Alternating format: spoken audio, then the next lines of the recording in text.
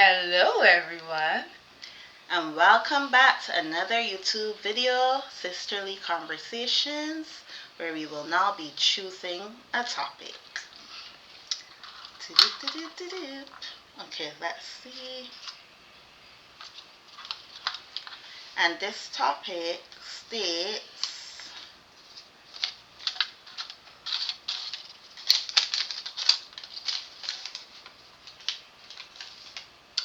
how to detect infidelity. So we will let Tony start. Me? And then we shall go on. Okay. To Okay. So, how to detect infidelity? I believe. So let me first define what infidelity is. Basically, if infidelity is cheating, okay, on your partner. So for me, in terms of detecting infidelity, I think is characterized by let's say the person's behavior. If your partner is accustomed um, doing certain things, so for example, buying you flowers, um, showing you affection, intimacy, you might realize that the intimacy might be going downward, or they're not really paying attention to you like before. Um, Sometimes you've become detective. You go checking in the phone because an instinct is telling you to go and check it. And I think like that's what would ring alarms to me that my partner is, or I'm detecting that my partner is committing infidelity. But I think it all stems by the behavior of the partner. okay, so for me, in my opinion, what Tony said is valid, but there's also change. Like Tony said, there's changes, but not only might there be a lot of affection, but in some cases it could be the opposite, where the person shows even more affection. It might be out of the ordinary because they're trying to cover up. But as Tony said, usually people have instincts, and their instincts tell them, something is this. Usually, whenever a person thinks their partner may be cheating, most of the time it is their instincts that tell them something is not right. And that's when they go digging, searching, coming up with all these detective type behaviors. Um, and so, yeah, that's how you figure it out. And most of the time, too, they're right. That's the thing about it. Most of the time, the whole thing though of going again, I feel like we touched on this a little bit on our last topic. But the whole thing though of going to other people's house, or putting trackers in a vehicle or trackers on the phone and all this extra stuff, I feel like is not only is it dangerous, but stressful. But my thing is that if you get to that point where you have to do all of that, is the relationship even worth it? And I don't think that the relationship would be worth it when you have to go the extra mile to see if your partner is cheating. And the thing about it is, most of the time, when people do this extra stuff and then they find out that the partner is cheating, it's not like they're leaving. So you're just causing yourself a whole heap of drama, a whole heap of stress, a whole heap of over the top behavior. And then you stay in a relationship. You girls just, deal with it if you're gonna stay. That's it. But at the same time, you say one, you gotta say two. In some situations, people have invested a lot of time, a lot of energy. Sometimes there is children involved. Sometimes there's a marriage involved, and it's hard for people to, people have invested a lot of years, so it's hard for people to let go. Unless you're wearing the shoe, you don't necessarily know how the person feels, or how are walking in their footsteps. So it's easy to say certain things. Only who knows it feels it, and they can only understand what they can take and what they cannot take. But at the same time, it's just a very stressful situation. And these type of behaviors cause certain consequences. Sometimes you have unnecessary, I don't want to say unnecessary, but sometimes you end up having like an outside child because of this, which causes a lot of strife. Sometimes you end up with diseases and different things, again, putting your life at risk. So it's an important decision to decide if you're going to stay in a relationship where somebody's committing infidelity or adultery or whatever there is. I had something else to add, but it has just gone up my head.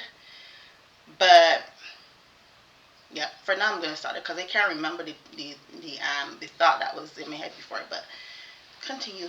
I wanted to ask a question. What is the difference between emotional cheating versus physical? Because a lot of people make it known that, oh, I didn't sleep with the person. But what is the difference?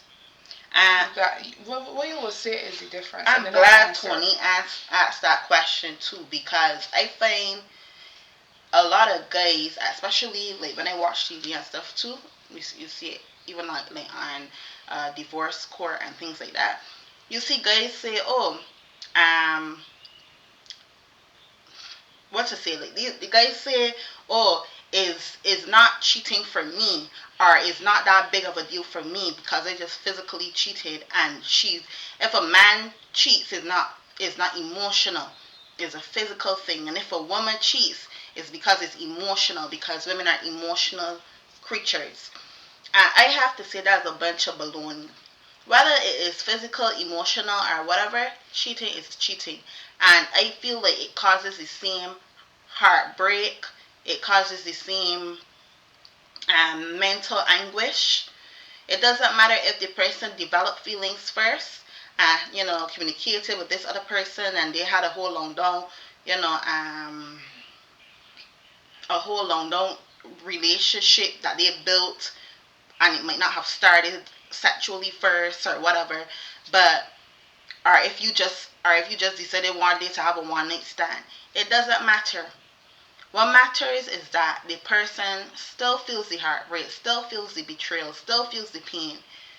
And I feel like people need to stop talking about, uh, the difference between emotional cheating and physical cheating because it gives people a excuse, or they think that it gives them an excuse to cheat. And cheating is cheating regardless.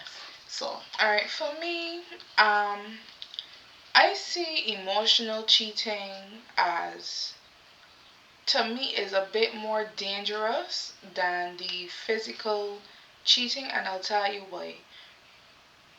As Shanta would have rightfully said, we as women are emotional. We go on emotions. Our impulses are from our emotions, right? And the reality is, when we are thinking about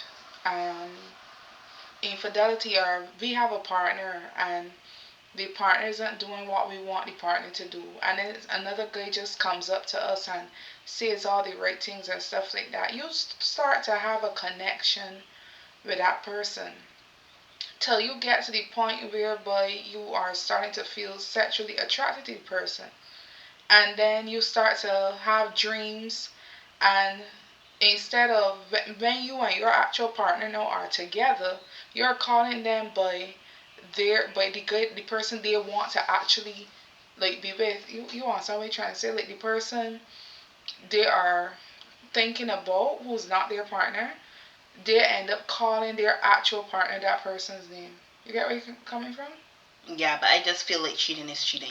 But the thing is, I remember Tyler Perry had a movie, Why Did I Get Married To, where Tyler Perry's character and Sharon Neal were in the bed, and she calls her husband's she called a different man's name to the husband. And the thing is, Tyler Perry character asked her, when you made love to me a specific night, were you thinking about the man's name you just called? And she said yes. And as she said, cheating is cheating. But emotional cheating to me is more heartbreaking than physical. I don't know. What do you think? I think that people need to stop making excuses over emotional cheating versus physical cheating. I understand where Tony's saying where you build the relationship first before you even anything even becomes sexual. I understand that it then becomes like a deeper relationship, so to speak. But I also think that that gives a lot of people excuses to say, oh, yours wasn't deep. Mine wasn't deep, but yours was because you had a conversation or you had you built into this thing. This thing is deep and strong, right? But then it gives people the excuse to say, oh, but that wasn't nothing. That was just a little thing on the side or whatever. No, it cheating is cheating. It doesn't matter if there was an emotional connection built or not. The point is, you stepped outside of your relationship, you stepped outside of your marriage, you stepped outside of whatever it is, and this is what it is. And people need to stop using this as a branch to do whatever they want. Because then you will sit down and you could sleep with 2, 3, 4, 10 persons and say, oh, but that wasn't even emotional. It wasn't nothing. There was nothing there. I still love you. I still this. I still the next. I still the third. And meanwhile, you're doing the most. And again, like I said before, bringing in all types of diseases because you don't know what people have. And then on top of that, you don't know who else you're sleeping with. So it becomes a very dangerous thing, I find, when I hear people say that because it is just, a way out to do whatever they want to do. So it suffice it to say that emotional cheating and physical cheating have the same stance. They both have different circumstances behind it, as Shanita would have pointed out. With physical, you can bring diseases into the home, and with emotional, like I said, it causes a deeper relationship if the person you're actually committing the infidelity, like the person you're cheating with, um, and it is heartbreaking. And you know, um, cheating is not good. I think that's the best thing to say. Cheating is not good, no matter what type of cheating it is. Mm. I just think that if you know that you and your partner are not getting along, either seek counseling or just done. Or break it up, yeah. Right. It's Just better done. to leave and be honest and leave than to be in this spider web. And then another point I also have to say is there's nothing wrong with having friendships. There's nothing wrong with, in my opinion, there's not, because I know there's some women that have a huge problem with it, but I don't have a problem with my partner having girlfriends, like, friends that are girls or whatever, are not girls, but women, because we're adults, but, or vice versa, where a woman have friends that are men. But what I believe and think is that you have to be careful how far your communication goes because communication is a very deep thing. And the more you communicate, the more you get comfortable. You might feel comfortable relaying all types of information. You could talk about anything under the sun, and when you go so deep into conversation, because conversation is something that binds people together, and when you feel the need to like communicate with others or somebody that's close to you or whatever, this is also something that can farm a relationship. Whether you think it's farming or not, it starts to farm a bond. And sometimes what happens is that this bond becomes deeper and deeper, and before you know it, you are um, starting to have or catch feelings for the other person. It may not start off that you have feelings for the person in the beginning stages, but because you've already been communicating with the person on a regular basis, you're constantly talking to them about something. You tell yourself, "Oh, well, my partner don't even listen to me. They don't talk to me, but so and so does listen to everything I have to say, and he does, always have something uplifting to tell me, or he might have something optimistic to say, or he might help me get out of these problems, and you feel yourself starting to gain affection, creating a bond with this person, and before you know it, it turns from just a regular smuggler friendship to a whole sexual uh, thought. First it becomes sexual thoughts, and then you start to feel something for the person. So I think it's very, very, very important. As I said before, nothing is wrong with having friends and communicating and stuff, but you have to be careful how you're communicating with the person if they're not your partner.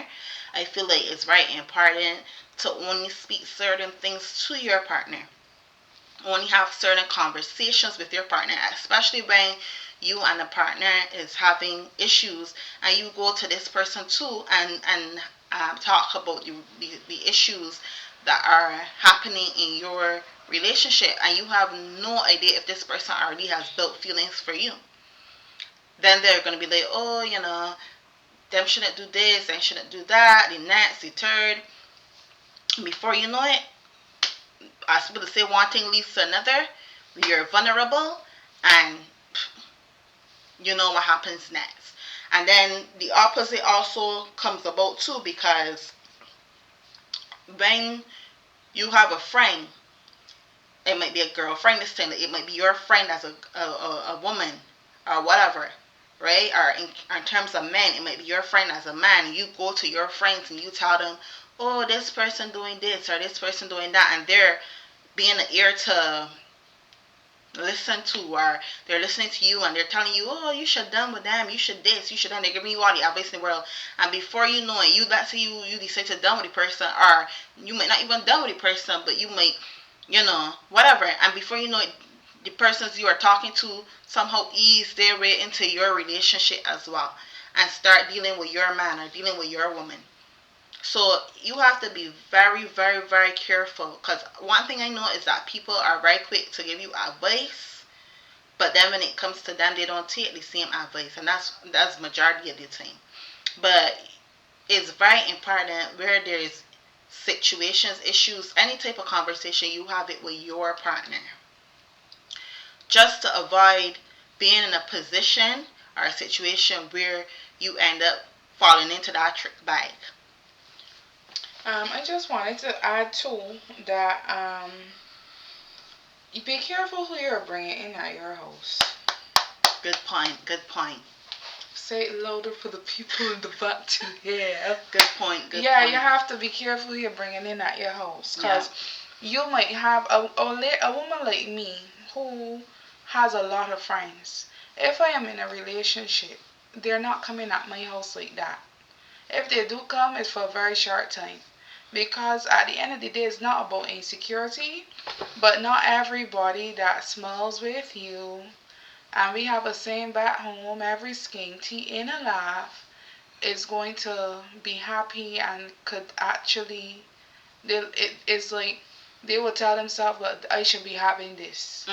People become very jealous. People of you become very fast. you jealous, and then it's like they're going to literally covet your partner, your husband, your wife, your whole life. Your whole life.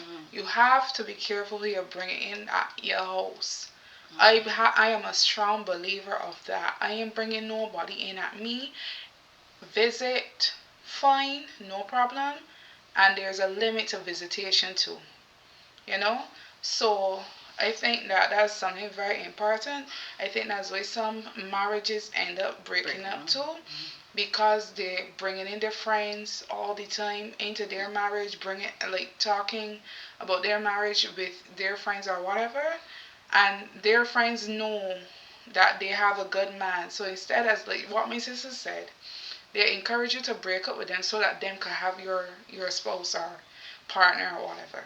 Yeah, and also on that note, another point that I just thought about too, because Tony just made a really brilliant point, is that also be careful with the time you spend with friends. Because if you have a bunch of friends that are single and they're doing single things, but you are in a relationship or you're in a marriage, you have to recognize that you're in a relationship and you're in a marriage. I'm not saying you can't have friends, you can't go out, you can't go to the club, you can't go to the party, you can't go to the movies, you can't go for dinner. I'm not saying you can't do all these things with your friends. But I'm saying there's a limit. Right. I'm saying that you have to put a time limit to the time you're going out. You have to communicate and stick to your plans. Um, and you have to be aware that you're in a relationship, because I've seen examples, especially when I was a child, and I used to see even a person that was pretty close to the family friend, whatever. They used to be always out and about with their friends, and they had a husband at home, and they used to be every it wasn't clubbing or anything, but every like little event, whether it was a volleyball match or this match or if it was whatever it was, they were always out and about. And the thing is, at some point, your friends they're gonna get older, and they too are gonna get into relationships.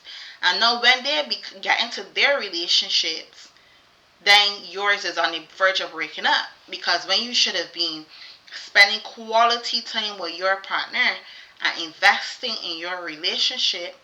I know it's about infidelity, but I just thought about this too, and these are some of the things that cause infidelity. Not that I'm saying it's right to cheat on anybody, but also these are some of the things sometimes people don't realize that it's their actions that cause things too. I'm not saying that it's right, but you have to be careful with certain things. When you are going out and about and not really focus on your relationship like that, then by the time your friends get into relationships and they're all locked down and locked in and everything is everything, now your marriage, relationship, whatever, is in problems. And you can't see eye to eye at all. I know you want to be going out and you want to be, you know, doing all these things. And guess what? The same friends you were out and about with before, they don't have time for you like that. They're not in relationships. They're not respecting their partner. They're respecting the time, the whatever it is they have going on. And now you are on the out because you want to be out and about, but your friends don't have the time for it, and your partner want nothing to do with you. Sometimes it might not even be cheating. Sometimes the partner might just separate themselves from you completely. They might tell themselves, I don't want nothing to do with you, you know, and you in this mess, you're in this messed up bind where you don't know what to do now because your friends don't have time for you and your partner doesn't have time for you, and your children are grown and you're just there, you know, All alone. all alone. So it's very important to take into consideration all of these things. As Tony said, be careful who you bring into your home. You might be trying to help out a friend, you might be trying to help out this person, next person, the third person, fourth person, but you might be bringing somebody to take over your life without even knowing that that's the underlying thing. Trying to be a good person. For me, I would just rather if you come and you say, oh, I need to come by you because this happened and the next happened, the third happened. It's better for you to just get them to get a motel, even if you gotta pay for the motel for the time being. It might seem like, oh, you can't let me come to your house. No, I can't. Because you don't know what people's underlying interest. You could have the best of friends. And you might say that would never happen to me. That may be one friend. We the link from the time we was in primary school or elementary school or whatever. You would think this person would never do the worst of the worst to you, but you just don't know people. So the best thing to do would be to help them from a distance. Sometimes that's a better thing within the whole wide scope of things, in order to be there for your friend but still protecting your home. It's not, as Sonia said, it's not insecurity, but it is respecting the boundaries. Exactly. And you gotta know your boundaries for your household. So with that being said, we said a whole lot. You can drop a comment in the comment section letting us know how do you feel about infidelity, what you think about it, and let us know your thoughts. So, oh, by the way, we're very thankful to all of you who would have subscribed. I think we're at 53 subscribers. Yay to us. So we're grateful and thank you so much. So please continue to like, share this video, and subscribe. Until next time, bye. Bye.